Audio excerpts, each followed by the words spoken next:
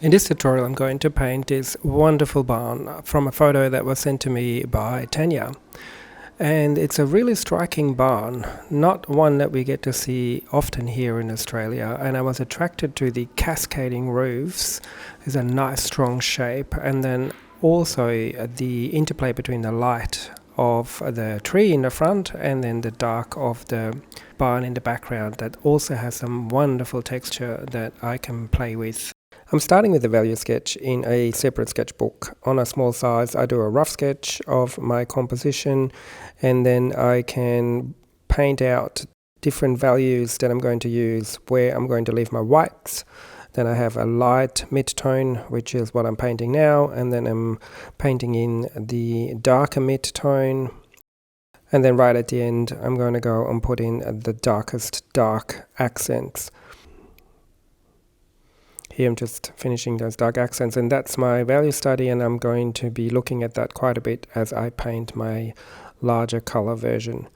I've now sketched out the barn painting onto my watercolor paper, and I'm going to start off with some masking fluid.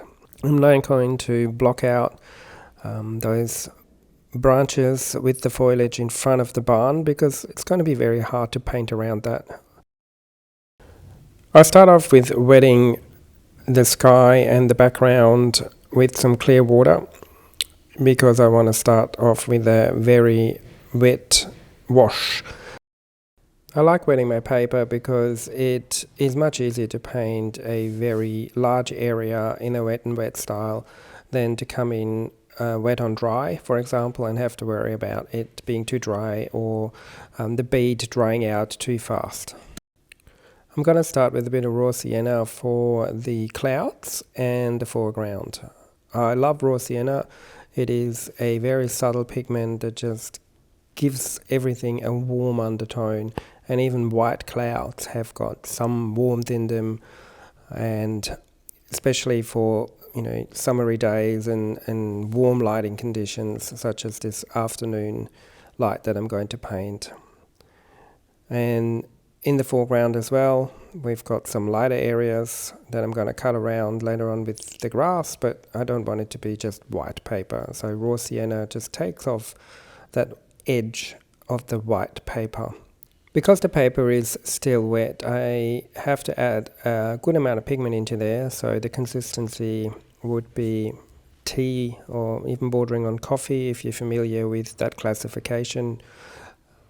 So enough pigment in there, not too weak, because I don't want to touch up the sky later on. I want to make sure that I can get the blue in there in the right strength in my first wash. And I'm going to put it a little bit where the trees are going to go, just so that if I do leave any gaps in the tree foliage, that we can see a bit of blue sky behind it. And then I'm just going to cut around this little white cloud there. And at this point I realized that the sky is probably still a little bit too weak, so I am adding a bit more blue, a bit more strength towards the top of the sky. I'm now mixing a bright green made up of a few colors in my palette. Yellow, a bit of blue, some raw sienna to make it a bit more earthy. And I'm going to now lay down those background trees, and I want them to be quite soft. So I'm doing this while my sky is still wet, because I do want that green to blend slightly into the sky color. This is the part of the trees that are touched by sunlight. It's like the halo around the trees, and you'll see once I paint the darker leaves over the top when it's dry. Why I'm doing this now. While it's wet, I'm adding in some darker greens for the shadows underneath that foreground bush, and also drop it into some of the trees. While things are wet, it's just always a good idea to have different colors and different values mixing and mingling. It just makes for a much more interesting painting later on, even though most of that will be covered with my mid and dark values later on. And I'm going to continue into the foreground with the same greens that I've used for the trees, just so that we have a consistent color harmony shining through the painting. There's a bit of a path that leads up to the barn and an area of, I suppose, gravel that is in front of the barn, so I'm going to block that out now. I'm ready to move on to the barn for the first wash, and again I start with a raw sienna based first wash. It just again unifies the painting because I've used raw sienna for the foreground and in that cloud, and it is a nice warm undertone for a wood constructed barn. And I'm going to add in a bit of blues and some burnt siennas, and this is really up to you how you want to mix your browns. And for my own benefit, I'm blocking out a little bit where I think the darker parts will be later on, and I'll layer that over the next couple of washes.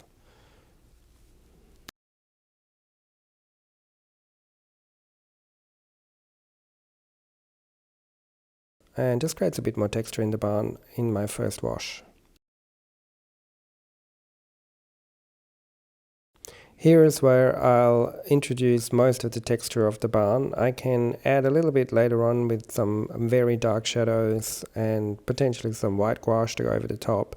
But really now is the stage where I want to get the barn texture as close to perfect as I can and be respectful of how the barn is constructed, where the boards end and where the boards start. And now I'm just painting the shadow of the tree leaves because the light's coming from the far distance, so it's sort of somewhere behind the barn, so it's a bit of a backlit situation here where we can see the lighter trees that we painted in that first wash sitting around that. And now I'm going to bulk out most of the trees with this strong mid value, which is probably around a 6 or 7 on the value scale. I've let that completely dry again, and now I'm going to take all of the remaining masking fluid off. And I'm pulling it also a little bit into the tree.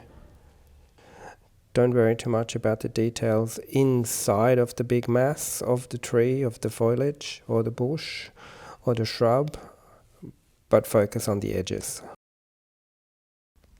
And I usually just do a few practice runs in the air, just so that I know exactly where I want to put my brush, leave some gaps for where the foliage is covering that main tree trunk. And then I'm adding a few branches here and there, poking through the rest of the foliage. Time to put in that window on that right side of the barn. Leaving some white gaps here and there just to suggest a window frame and some gaps underneath the boards. I realized it sort of was missing something to pull it together, to add an additional story into it. So I resorted back to my chickens. Perfect settings for some free roaming chickens there in front of the barn. With some white gouache, I can add that over the top in front of the darker parts, and then in that light area I'm just using some burnt sienna for a brown chicken. I'm quite pleased with this one, so I'll also give it a signature.